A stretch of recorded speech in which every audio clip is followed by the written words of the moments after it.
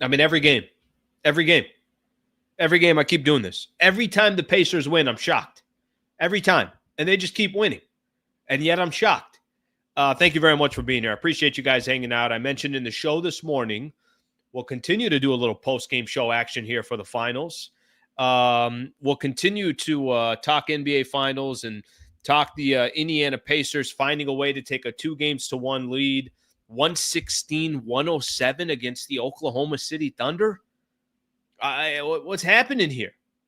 I mean, the Pacers are supposed to be one of the biggest underdogs, I think, in the history of the league, something along those lines. I was looking at some of the odds. I don't know. People were telling me that these are incredible odds. It ain't going to happen, blah, blah, blah. They're up 2-1. Hope you guys enjoyed the game tonight. Pacers find a way to win, outscore the Oklahoma City Thunder by probably 14 or 15, something. I'm going to have to look at the stats here in a second. I'll pop those up in just a second. In the fourth quarter to grab a 2-1 lead. And there's a plenty of reasons of why they got here, plenty of reasons how they won this game. But I don't know what the hell is going on here. You know, somebody told me here, which I appreciate this. Carl says Pacers wins just like Slee predicted. I don't know if you're being sarcastic here, but let me set the record straight. If you're being sarcastic, I definitely did not pick them to win. I did say the Oklahoma City Thunder in 6. You know, how you get there is up to you. I guess theoretically that can still happen. But the Indiana Pacers just continue to make this a freaking series. Give the Indiana Pacers all the credit in the world. All right, couple things here. I do have, and I'm going to do like I've done over these last couple of games. As soon as there's some kind of post-game interview, whoever it is, if I know they do, NBA.com does kind of a stream as well, but they also go in and out of these coaching staff. They get to some of the players. If I see something on there, I'm probably maybe more of a Rick Carlisle or a Tyrese Halliburton or a Shai Gilgeous-Alexander. It's going to be something like that. I'm just going to play a couple of these. We'll play them for a few minutes, and then we'll keep this, things moving. I'd had the Pacers get this win. You know, right out the gate, first quarter ended, and I'm like, all right, well, basically I think what everybody's been saying and everybody's been predicting. By the way, if you got comments and thoughts, just put them in here, and I'll make sure to get to those as we move throughout the show. So I'll definitely end up doing that. But game starts, Oklahoma City Thunder take an early lead. I want to say at one point they went up 9.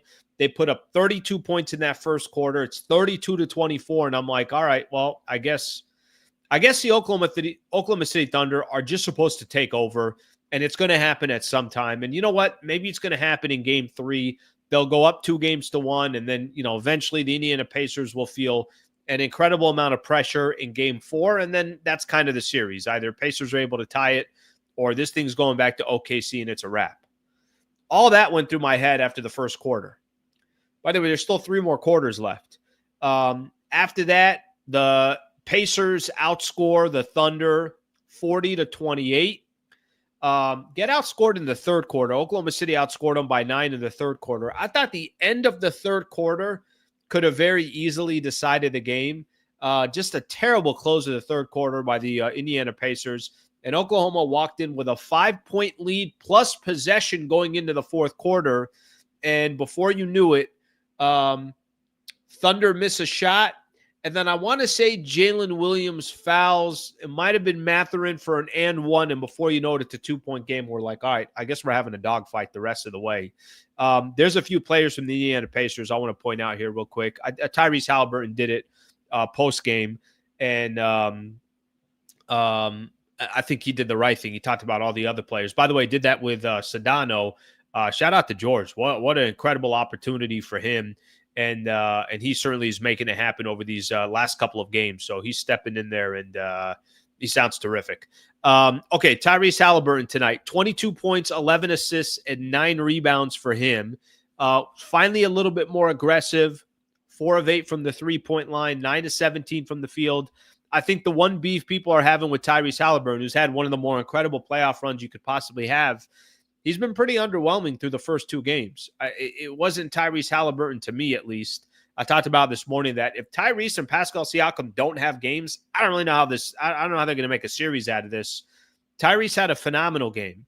Not only did he have the 22 points, not only did he have the 4 threes, not only was he a lot more aggressive, he had 11 dimes, he had nine rebounds. He's 1 assist away from a triple-double, and you kind of need that. In every win the Indiana Pacers have, you're just expecting Tyrese Halliburton to have really, really good numbers. And by the way, that didn't happen in game 1. I know he had the game winner, but he didn't have great numbers that just jumped off the page. They don't win this game without Benedict Mathurin. This dude was smooth as hell the entire game. And Tyrese mentioned it post-game that, and they kept mentioning it on the broadcast as well, how he wasn't a part of their playoff run last year. I'm not watching Pacer games every night, so I need this content and this information as the game is going on. And, he had an injury. And I do, when they did mention, I'm like, oh, yeah, that's right. Mathurin wasn't a part of their run last year. What a key piece in tonight's game for them. He dropped 27 on them. He went 9 of 12 from the field. He only played 22 minutes, by the way. If you have 27 points in 22 minutes, can you be more efficient than that? He had to have the highest plus minus. He was plus 16. I guess Obi Toppin was plus 18 on that perspective as well. You know what's so unique about Indiana? And this is something I give them a lot of credit for. So far in this playoff run, you have games like Andrew Nembhard, and you're like, oh, my God, they don't win that game without him. He was amazing. You might have a game where it's like, oh, my gosh, Miles Turner hit a couple big shots. Damn, did you see Thomas Bryant when he did this? Did you see when Obi Toppin had a double-double in a game that was critical against the Knicks, or Naismith? They got all these different guys, and you don't need them all to have a good game on the same night. You just need a couple of them to have productive nights on the same nights that, you're hoping Siakam and Tyrese Halliburton also have good production. Benedict Mathurin is why they won the game tonight. I get it. Tyrese, 1 rebound away from a triple-double, 22, 11, and 9. There were some key minutes where Tyrese Halliburton was sitting on the bench trying to get a breather, and Benedict Mathurin was sizing up every Oklahoma City Thunder player and going to work. And like I mentioned, 27 points in 22 minutes and 9 of 12 from the field. I've mentioned this to you guys before. When I used to do the pregame show with Michael Thompson, every time I would say, hey, this player had this many points, his first question was, if I say, hey, Shea had 35, he'd be like, okay, cool. How many shots did he take? And if I said he took 23 shots, he'd be like, okay, well, that's not that impressive. 35 points, 23, you do the math. He better have 35. I could just see myself if I was sitting next to MT right here, and I said, Mathurin had 27. He said, how many shots did he take? And I say 12. He's like, yeah, you can't get any more efficient than that. Only play 22 minutes. They win that game because of Mathurin. Now, they got other dudes that step up. TJ McConnell, just straight energy, pesk. You hate watching him. You love when he's on your team, as in if he's playing against your team. I enjoy watching him because you could see just how productive he is and how he's made a name for himself in the league. He had 2 critical inbound steals that led to buckets for the Pacers. That doesn't happen often. They were picking up, and I'll get into Shea and some of these Oklahoma City Thunder players in just a second, but that definitely does not happen often and should not happen. I mean, critical mistakes by the Thunder. I like that during the broadcast, they were talking about, the turnovers and the mistakes, and Doris Burke jumps in, and I think it was Doris Burke or Richard Jefferson. I don't remember which one it was, but I think it was Burke. And she says something to the effect of like, they're earning those turnovers. Sometimes you got teams that just make careless plays that, eventually lead into a turnover or whatever the case is. But primarily it's, why is that player making that decision? The point that they were trying to make, and I think Doris Burke was trying to make, was these are not just possessions where the Oklahoma City Thunder just made a mistake. The Indiana Pacers were creating turnovers, and TJ McConnell doing that on a couple different occasions. Listen to some of these stats here. McConnell goes 10 5 and 5. By the way, that's 5 assists and 5 steals for TJ McConnell with his 10 points. Obi Toppin, 8 points, 7 rebounds, a couple of block shots. Let me find a couple more here. Miles Turner, 9 points, 5 blocks. I'm not saying any of those stats stand out completely, but add all that up with some of your role players, that's a really good night for a lot of these guys. I mean, if I told you got 5 blocks from a player from the Pacers and 5 steals from a player from the Pacers, what more can you possibly ask for? That's pretty damn impressive. By the way, they had 13 steals and 11 block shots. And the defense everyone wants to talk about is the Oklahoma City Thunder, yet it was the Pacers tonight that were brilliant on the defensive side. Look on the other side. By the way, Pascal Siakam, 21 points, 6 rebounds, 4 assists, 2 steals. He was a lot better tonight as well. I thought he was more productive, 8 of 14 from the field. Most of his damage came a little bit earlier in the game. Go look at the other side. You know, I mentioned this because I heard it on the broadcast, and might have been, oh no, not on the broadcast. I think I had mentioned this morning. First things first, we're talking about, hey, what do you do with Shea? And I think one of their strategies was, well, why don't you just blitz Shea and make some of these other guys beat you? Shea, I don't remember watching Shea Gilgeous-Alexander have this poor of a game for him. 24 points, 8 rebounds, 9 of 20 from the field. 42 minutes of play, looked tired, and has 6 turnovers in this game. That's not Shea Gilgeous-Alexander.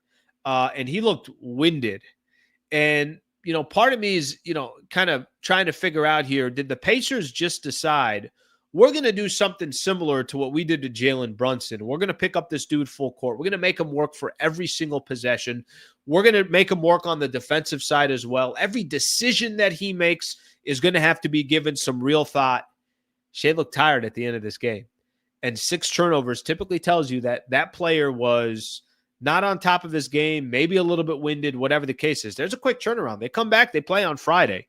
If you thought the place was rocking in Indiana tonight, imagine Friday night in Indiana with a chance to go up 3-1 and be 1 game away from the NBA Finals. From an NBA championship. So you can imagine what that looks like. Shea ended up with 24 points. I thought Chet and Jalen Williams had 2 of their better games.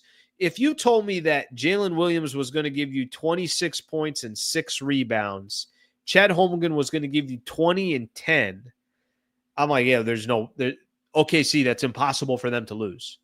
If they're getting that from Jalen and Chet, which are 2 primary players, they should be doing that. But my point I'm trying to make is a little bit inconsistent. Sometimes Jalen Williams looks brilliant, like tonight. I thought Jalen looked really good.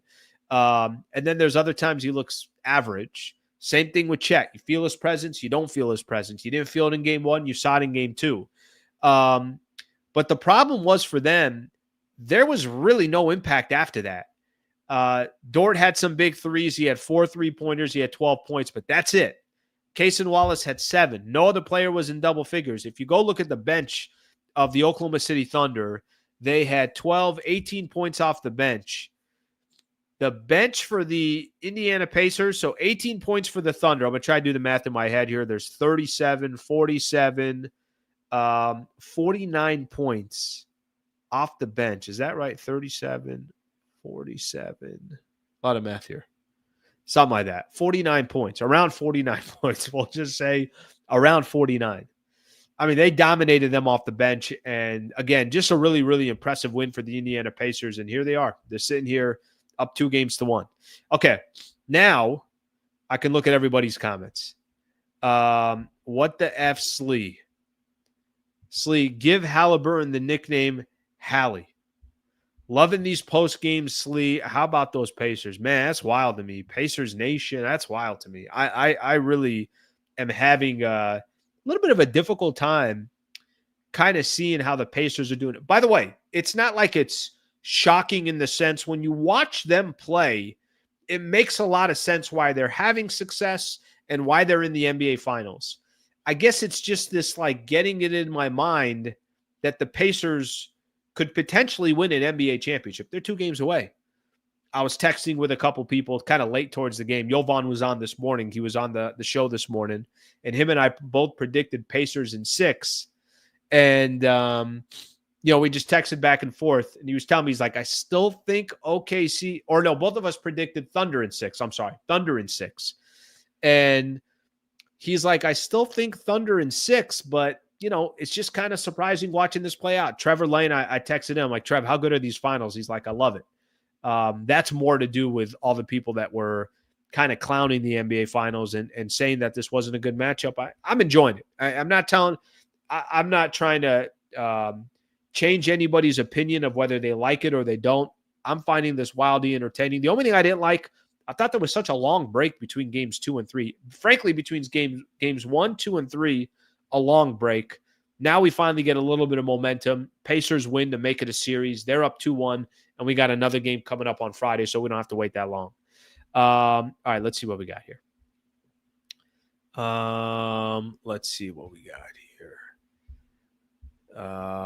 Both teams are so deep, it's ridiculously fun to watch.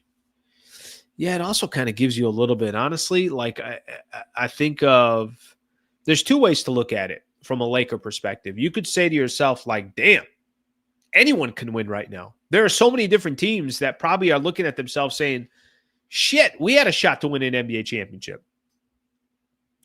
And then the other way, by the way, there's going to be a lot of other teams saying to themselves, we got to be super aggressive in the offseason because we're not that far away. And then the other part of it's like, yeah, but it also takes a ton of pieces to make it happen. You really got to have the right team, the right construction. Everybody's got to know their role. Clearly, both of these teams understand, these individual players understand their roles. All right, let's see. Take a look at a couple more of the comments here. If I'm the Thunder, I'm calling the Suns and asking, how do we get Durant situation figured out? Adrian, I don't think they're going to overreact. I don't think they're going to overreact. And that's from somebody that covers the Oklahoma City Thunder that was on the show on Friday. He's like, win or lose, they got a plan. And I don't think they're going to overreact with a Kevin Durant. I really don't. By the way, series ain't over. It's just 2-1. I mean, they go, if they tie up the series on Friday 2 apiece, they go back to OKC feeling like, all right, let's go to work and let's try to go take that, be 1 game away.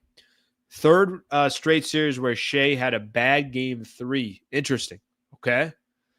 Shea didn't look like an MVP. Wow. 13-7. Those are energy stats. Such a fun game to watch. Yeah, I got to be honest with you. I'm happy that there are people on here that are also enjoying the finals because, I think you should. I really do think that these are good enough games. You can have stars. You can have players that everybody knows. You can have franchises that are popular. Doesn't mean it's good basketball. It's good basketball. It's good basketball. People are crying about the people crying the most about the finals and ratings was Mason and Ireland show and their chat. Yeah, I'm good with this. By the way, I'm assuming that's Mason and Ireland. I'm good with this. I don't have any issue with that at all. Literally no issue with it at all. But I said that from the beginning, and I'm not the person to ask because I'm an NBA guy. I love the NBA.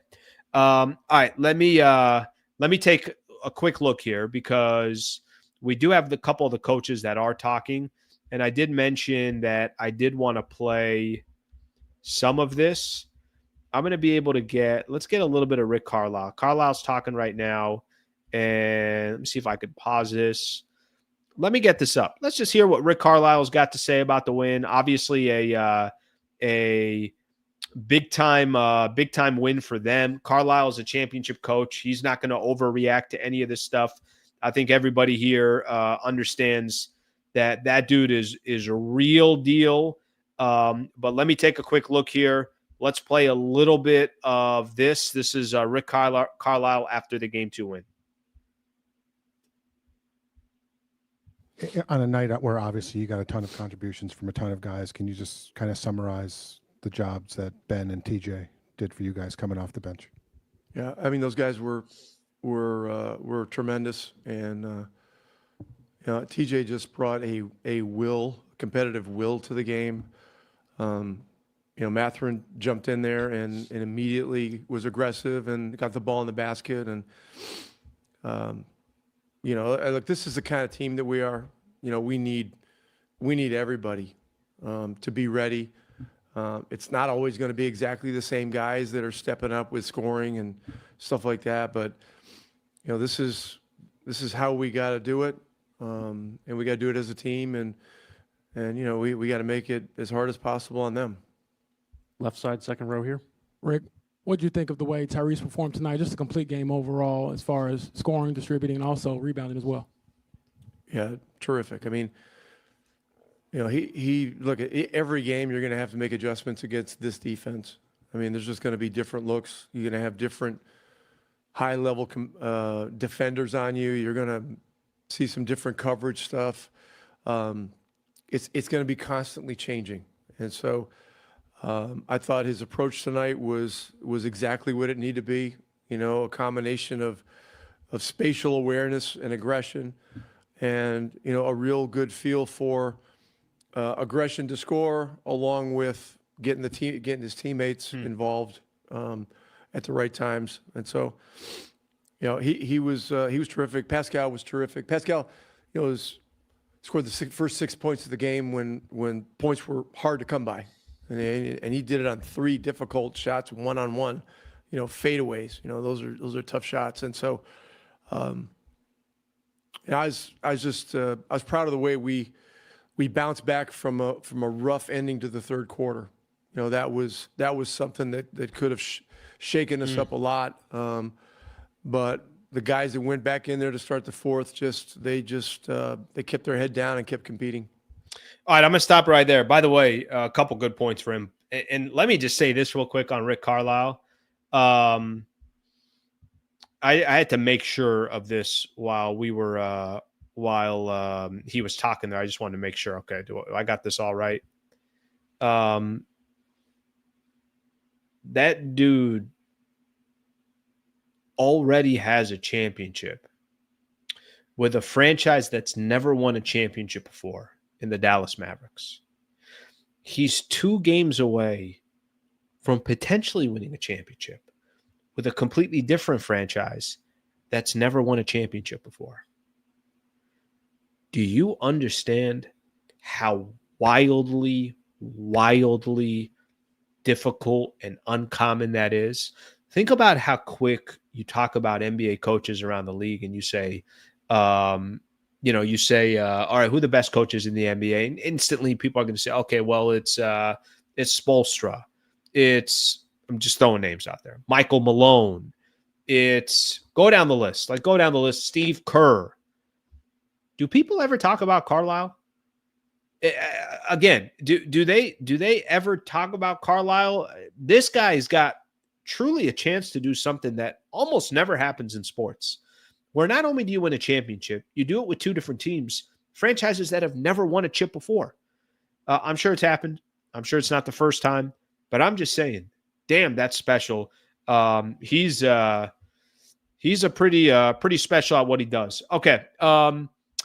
There is a little bit of stuff from the Thunder head coach, Mark Dagnott.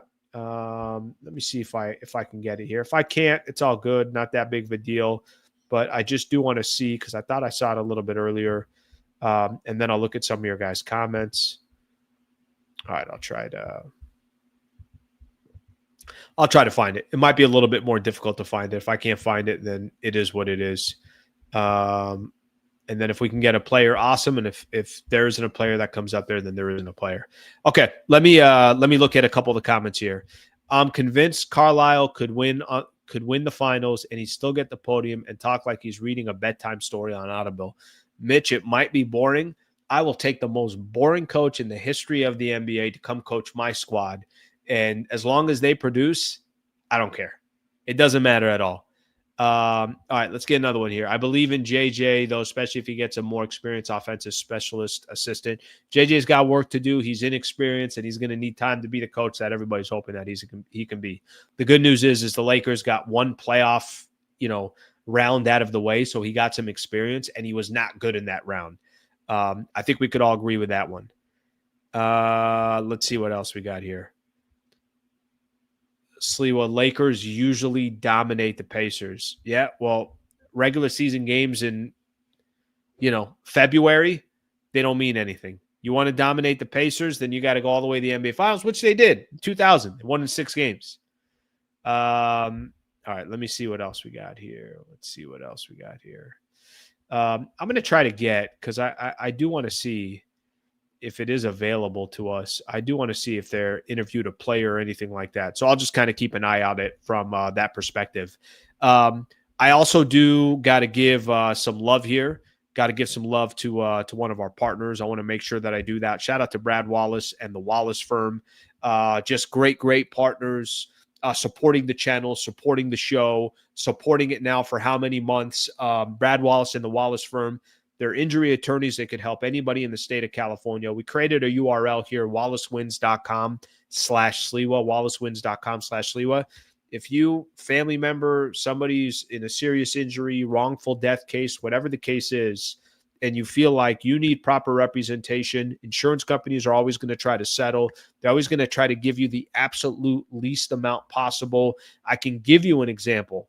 When Brad Wallace and the Wallace firm, this was just over the last month and a half, going up against Home Depot and coming out on top. Just when I say coming out on top, what I'm referring to there is for their client. The jury delivered a $4.6 million verdict on behalf of the Wallace firm. Home Depot was responsible for nearly $3 million of that amount. I like giving personal examples. I hope you guys never need an injury attorney, but just know that if you do, or you got questions, or you want a free consultation and you're anywhere in the state of California, go to that website, wallacewins.com/Sliwa. And I really, really feel confident that they can help you. At least they could point you in the right direction. If you want a personal introduction to Brad Wallace, you could send me an email directly, and I'm happy to make an introduction. So shout out to Brad Wallace and the Wallace firm for being a part of the show and supporting the channel here.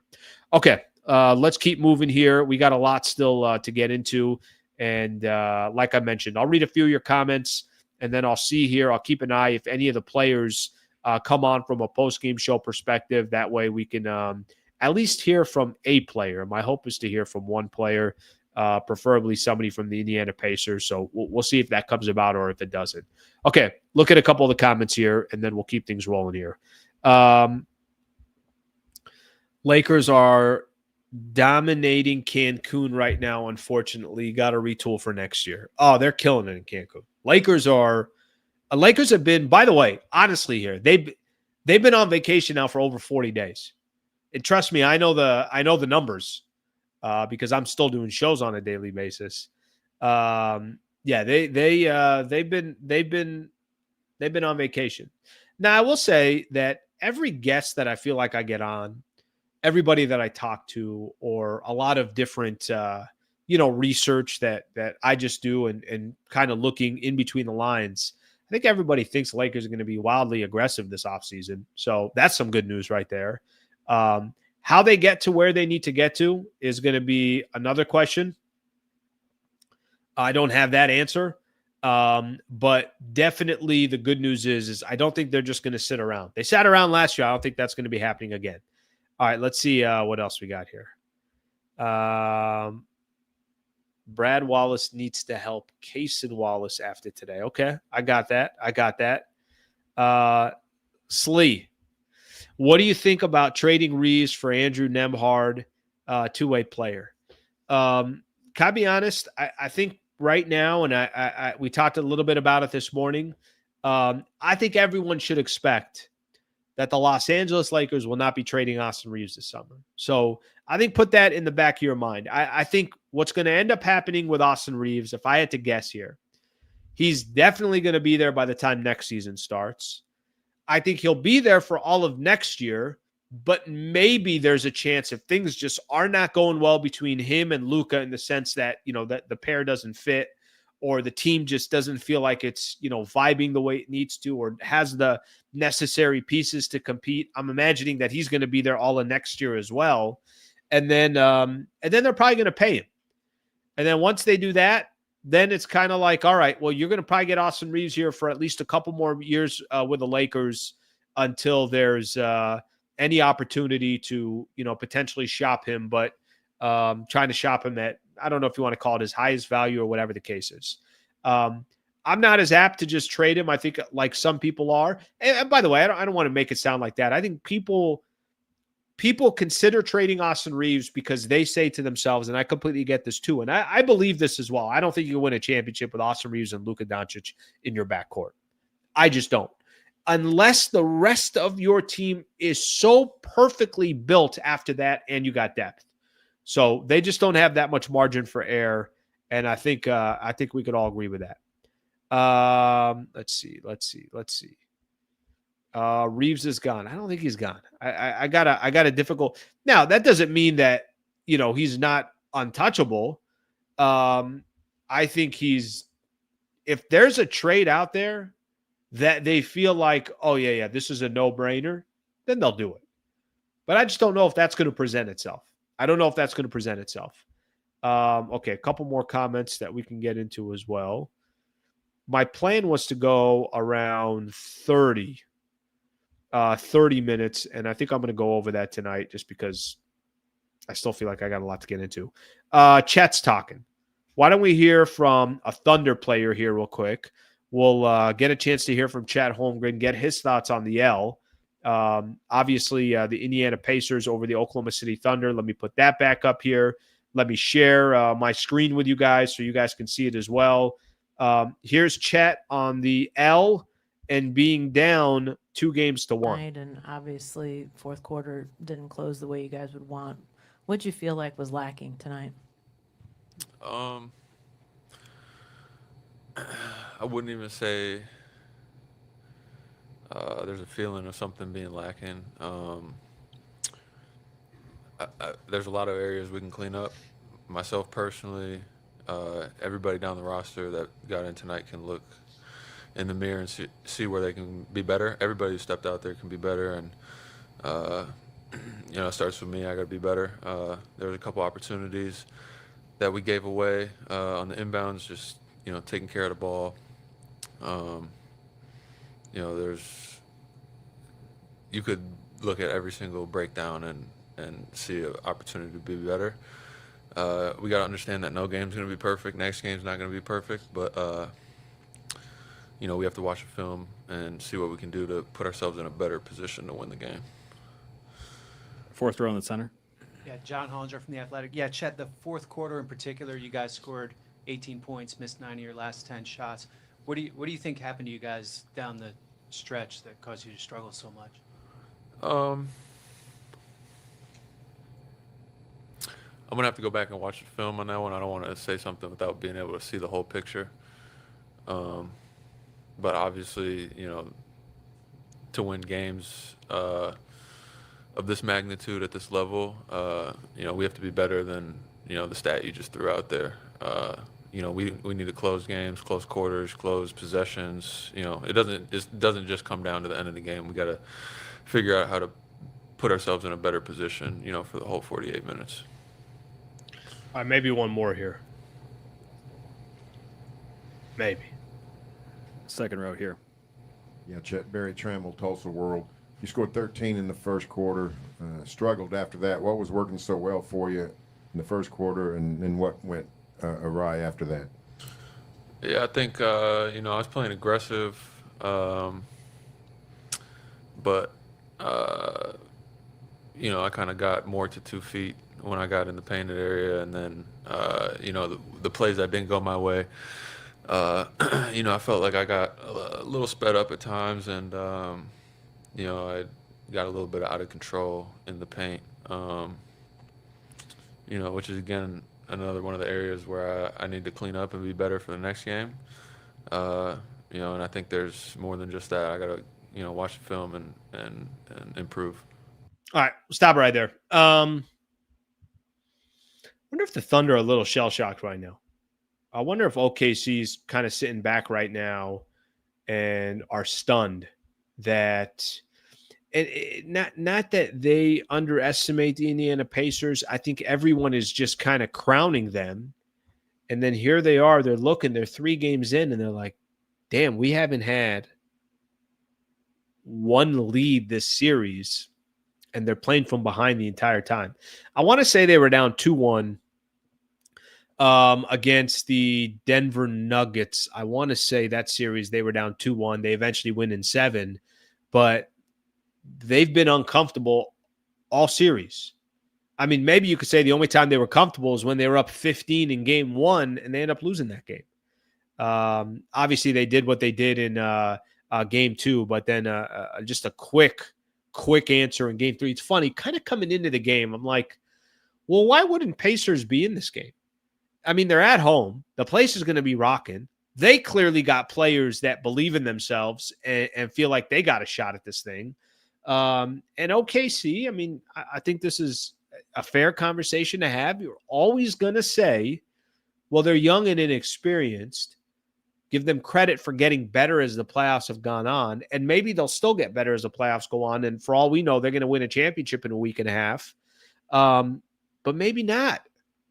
Maybe they're not ready for the moment. Maybe as we all sit here in a week and a half, we're going to be talking about the Indiana Pacers winning their first championship in franchise history. And honestly, for the Oklahoma City Thunder, you're going to have gone from, I'm gonna look at something here because I know they're heavy favorites, which is what kind of hurts them from this perspective. But if you look at, and I want to just make sure that I'm accurate in this, they won, this is their last 5 years. And you tell me if this is successful or not. Now, remember, this is after the years of Kevin Durant and Russell Westbrook and Paul George and Chris Paul and all those years, okay? They have a year they win 22 games. The next year they win 24 games. The next year they go 40-42. Last year they win 57 games and lose in the Western Conference semifinals. They lost to Dallas. This year, hypothetically, if they lost, they'll have won 68 games and lost in the NBA Finals. Their trajectory is still going in the direction it's supposed to go. And if you're the second youngest team to ever make it in the playoffs or make it to the NBA Finals and you lost in the NBA Finals, most people are going to say, well, wow, look at them. They're ahead of schedule. And they probably are ahead of schedule.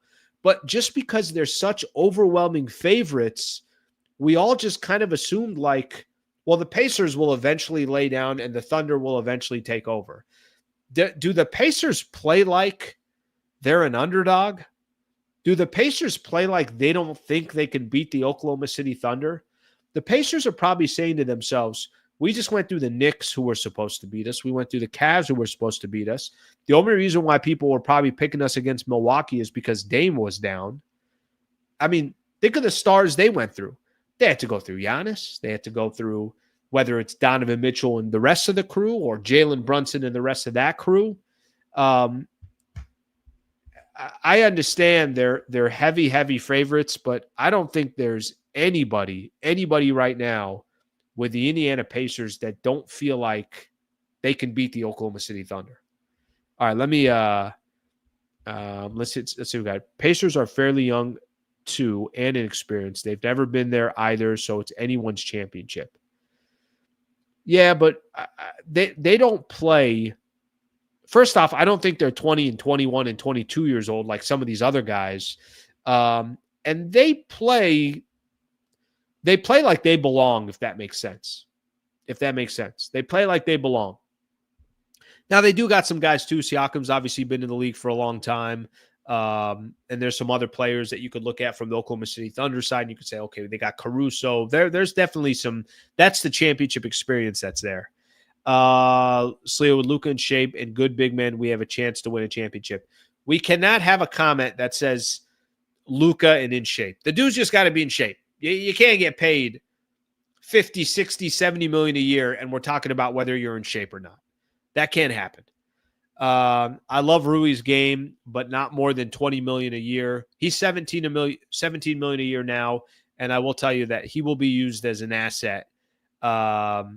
He'll be used as an asset to probably bring somebody else in. I think they wouldn't mind holding on to him. I just don't think they have too many assets to go make a trade, and Rui's one of their assets. A, because he's not a bad player, and B, because he's on an expiring contract. All right, let's see what we got here. I just want to see if there was any other player that came, any Tyrese, any of that. If not, then all right, I'll tell you who's on here. Who was the absolute man, and I definitely want to hear from him. Is Benedict Mathurin. So let's hear from this dude because he's a freaking stud. He was a stud in the game. I thought he was the difference. I thought he's the reason why the Pacers ended up winning this game. So let's get his thoughts here real quick. And I'll probably call it after this. So let's play a little bit of this one. Here's Mathurin on the win. Try to have a nice day. Did you thought about this, that you were going to have a good game today? Yeah, is that a true question? I pray every morning. Oh, that's what you're trying to say? Nah, just pray every day. I know I'm going to have a great day. Over here on the left side, second row. Benedict, you didn't play in the first quarter. I guess how did you kind of stay ready mentally for when you got into the second quarter, and how do you think you've kind of grown when it comes to being ready when your number is called? I didn't even know he didn't play in the first quarter. Just staying ready. Whenever my number gets called, just to go in the game and do the right things and trying to have my team win. That's the whole mindset. Over on the right side, third row. Benedict, I feel like when the bench came in the second quarter, the energy in the whole building kind of shifted. Did you feel that? Did you feel like maybe there was a little extra juice after you guys went on a run in the second? For sure. I think, having guys like TJ and Obi gets in the game and Shep, just playing hard.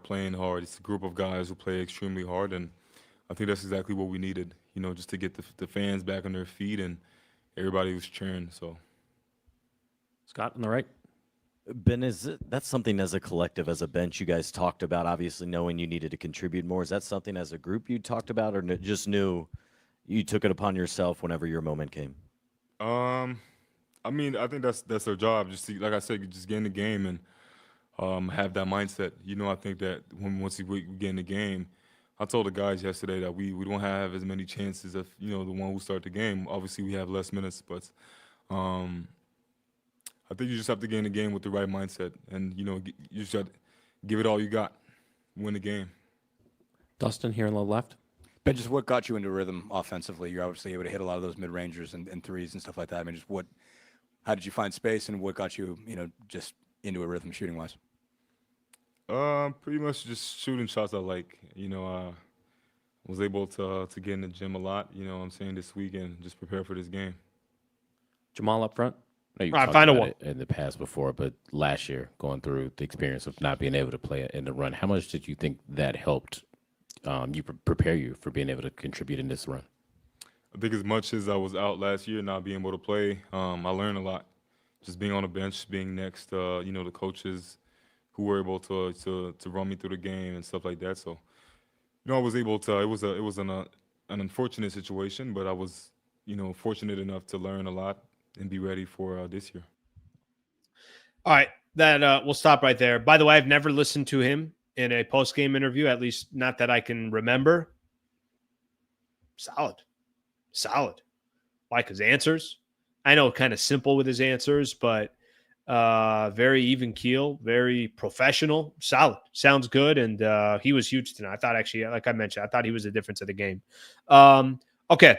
Couple quick things I'm just going to mention here real quick, and then we're going to call it a day. If you're on here and you're hanging out, I appreciate you doing so. If you don't mind, whether you're on this channel a ton or maybe you just found the channel today because I'm doing the post-game show for this, talk a lot of NBA on this channel, predominantly a lot of Lakers as well. If you don't mind subscribing to the channel, I would greatly appreciate that. So if you take a few seconds there to subscribe, would be awesome. You can also be a member. So something to keep in mind when you're on the channel, it's $3 a month to join and to be a member. It's just a great way to support the channel. I do content once a week. I do content just for members, but I think more than anything else, it's just a great way to support the channel if it's something that you want to support. Okay, let me see here. Mathurin outplayed R in his game more than his last two playoff series. Let's see what else we got here. I saw something. Somebody saying that AR plays bigger than Rui. It's a really good point. It's almost like Rui plays small and AR plays big. I saw somebody else here.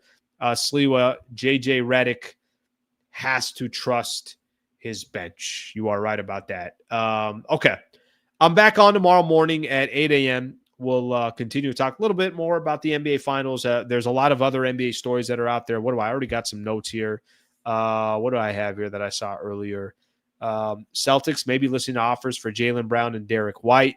Some reports out there, potentially Clint Capella could be tied to the Lakers in some shape, way, or form. We could get into that as well. Kevin Durant and his suitors. We got a lot of NBA stuff to hit on as well. So I appreciate you guys hanging out. Thank you for being a part of the show. We went a solid 45 minutes tonight. I'll be back on tomorrow morning. Pacers over the Thunder, 116-107. They now lead the series 2-1. What? Pacers doing work. All right, everybody. Have a good rest of your night.